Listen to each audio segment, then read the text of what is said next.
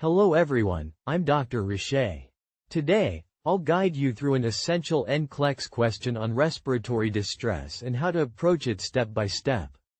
Let's start with our scenario. A 55-year-old male patient is admitted to the ER with shortness of breath, wheezing, and cyanosis.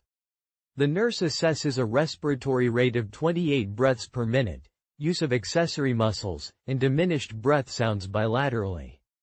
So, what intervention should the nurse perform first? When approaching NCLEX questions, always read fully for context, then break it down. Key factors here include the patient's age, symptoms, and emergency room setting, as treatment differs by environment. Are patient's symptoms elevated respiratory rate, accessory muscle use, and cyanosis are signs of respiratory distress? Now, using the ADPIE method assessment, diagnosis, planning, intervention, evaluation, we focus on the intervention stage for immediate action. Let's review the answer options. Administer a bronchodilator. Obtain arterial blood gases ABGs. Apply oxygen at 2 liters per minute. Position the patient in a high Fowler's position. Given the respiratory distress, we can rule out options 1 and 2, as they aren't the first priority. The best initial steps are applying oxygen or adjusting the patient's position to maximize lung expansion.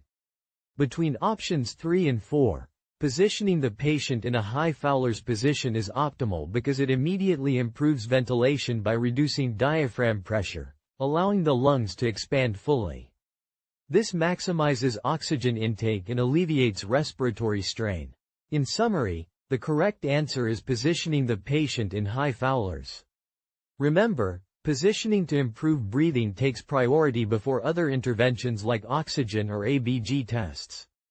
Thanks for tuning in. If you found this helpful, please like, subscribe, and share.